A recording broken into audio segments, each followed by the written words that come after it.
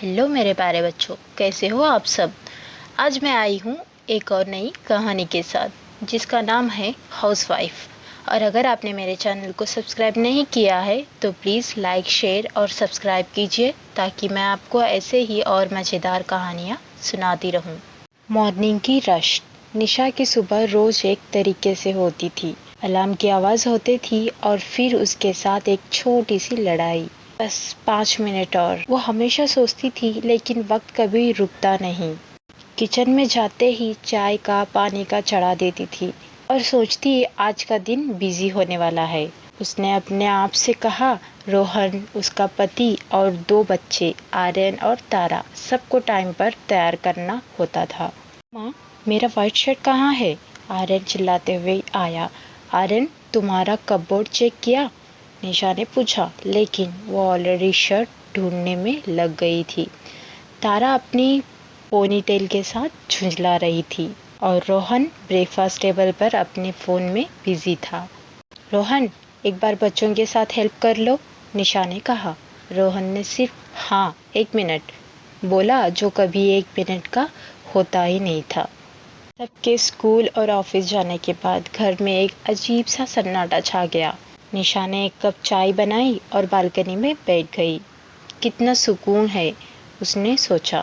लेकिन उसके साथ ही काम की लंबी लिस्ट दिमाग में घूम लगी। ग्रोसरी लाना, किचन साफ करना और शाम के खाने की प्लानिंग। निशा काफ़ी दिनों से सोच रही थी कि वो अपने लिए कुछ करे। शायद एक ऑनलाइन कोर्स कर लूं।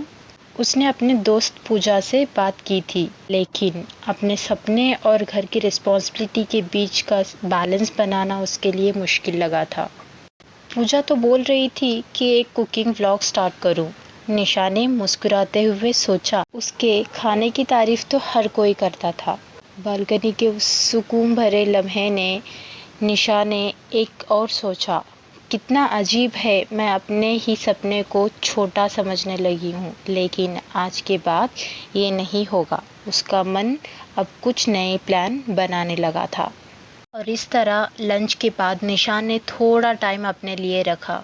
एक पुरानी डायरी निकाली और लिखना शुरू किया। स्कूल के टाइम का एक सपना याद आया, जब उसने सोचा था कि राइटर बनेगी। लेकिन शादी और बच्चों के बाद ये सपना कहीं दब सा गया था। अभी भी देर नहीं हुई है, उसने सोचा, मुझे सिर्फ शुरू करना होगा। लेकिन उसके विचारों का सिलसिला फ़ोन की घंटी से टूट गया। माँ का कॉल था। माँ ने पूछा, सब कैसे हैं? तुम ठीक हो ना? माँ के साथ बात करके निशा को हमेशा अच्छा लगता था। हमेशा मोटिवेट करती थी, बेटा अपने लिए भी सोचो, तुम्हारी खुशी ज़रूरी है। माँ के शब्दों ने जैसे निशा के अंदर एक नई एनर्जी डाल दी। उसने अपने सपने को फिर से एक चांस देने का सोचा। बच्चों के स्कूल से लौटने के बाद घर फिर से शोर से भर गया। आर्यन अपनी फुटबॉल प्रैक्टिस की बातें करता रहा और तारा अपने आर्ट प्रोजेक्ट के लिए क्लू ढूंढ रही थी। किचन में डिनर की तैयारी शुरू हो गई थी। मम्मा, आज पनीर बनोगे? तारा ने पूछा। बेटा, तुम्हारे लिए स्पेशल पनीर बनेगा, निशा ने कहा। उसने एक नई रेसिपी ट्राई करने का सोचा, जो उसने एक वीडियो में देखी थी। कुकिंग के टाइम उसका स्ट्रेस कहीं गायब हो जाता था। डिनर टेबल पर सब लोग मज़े से खा रहे थे और फिर रोहन ने कहा, ये तो कमाल का टेस्ट है, तुम्हें सीरियसली अपना व्लॉग स्टार्ट करना चाहिए। आर्यन और तारा ने भी सपोर्ट किया। रोहन के वर्ड्स निशा के लिए कॉन्फिडेंस बूस्ट थे, लेकिन उसने सोचा, मुझे बस शुरुआत करनी है। अगर मैं कंसिस्टेंट रहूंगी तो बाकी सब भी होगा। Late night dreams. बच्चों के सोने के बाद निशा ने लैपटॉप खोला और व्लॉग के आइडियाज़ लिखने लगी। एक्साइटमेंट था, लेकिन डर भी था। क्या लोग पसंद करेंगे? मैं सक्सेसफुल हो पाऊंगी? लेकिन उसके अंदर एक आवाज़ थी, अगर ट्राई नहीं करूंगी तो पता कभी नहीं चलेगा। निशा ने अपने लिए एक नई शुरुआत का डिसीजन लिया। उसने इंटरनेट पर थोड़ा रिसर्च किया और बिगिनर्स के लिए कुछ ट्यूटोरियल्स देखे। आज का दिन प्रोडक्टिव था, उसने सोचा। उसका मन अब और फोकस लग रहा था। एक दिन जब सब काम खत्म हो गया, निशा ने अपने आप को आईने में देखा। उसकी आंखों में अब एक अलग सी चमक थी। जो सपने कभी धुंधला गए थे वो अभी फिर से दिखने लगे थे। सिर्फ एक हाउसवाइफ नहीं हूँ, उसने अपने आप से कहा।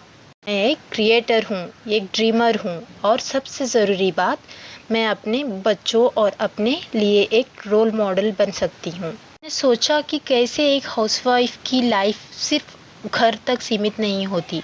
हर दिन की छोटी छोटी काम और रिस्पॉन्सिबिलिटीज़ एक अनसीन स्ट्रेंथ देते हैं। मैं एक वॉरियर हूँ जो हर दिन नए चैलेंजेस का सामना करती है, उसने सोचा। निशा ने अपने फ्रेंड्स के लिए एक व्हाट्सएप ग्रुप बनाया और अपने आइडियाज़ शेयर करने लगी। उन्होंने उसका सपोर्ट किया और मोटिवेट किया कि वो अपने व्लॉगिंग और राइटिंग के सपने को सीरियसली ले। पूजा ने एक सजेशन दिया, तुम्हारे रेसिपीज़ और लाइफ के टिप्स को दोनों का लॉग होना चाहिए, दोनों ही लोगों को इंस्पायर करेंगे। निशा ने सोचा, ये तो एक परफेक्ट आइडिया है। इस तरह निशा की बिगिनिंग हुई। निशा ने एक छोटा सा वीडियो शूट किया अपने किचन में। सिंपल और नेचुरल था, जैसे वो खुद है। वीडियो में उसने एक इजी ब्रेकफास्ट रेसिपी शेयर की और उसका टिप्स दिया। उसका पहला व्लॉग पोस्ट करते वक्त उसका दिल तेज़ धड़क रहा था।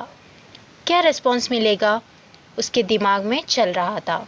लेकिन जब कमेंट्स और लाइक्स आए तो उसके अंदर एक नई कॉन्फिडेंस ने जन्म लिया। शायद ये मेरी नई जर्नी का पहला कदम है, उसने सोचा। हर दिन उसके अंदर नए आइडियाज़ आते। निशा ने अपना एक छोटा सा शेड्यूल बनाया जिसमें वो घर के काम के साथ अपने व्लॉग्स के लिए टाइम निकाल सके। बच्चे भी एक्साइटेड थे और तारा तो अब उसका छोटा कैमरा असिस्टेंट बन गया था। ये सिर्फ एक शुरुआत थी निशा के सपनों की। हर दिन की छोटी छोटी लड़ाइयों और स्ट्रगल्स के बीच एक हाउसवाइफ भी अपने लिए एक नई पहचान बना सकती है। निशा का सफ़र अब एक इंस्पिरेशन बन गया था, ना सिर्फ उसके लिए बल्कि उन सब के लिए जो अपने सपने कभी अधूरे छोड़ देते हैं।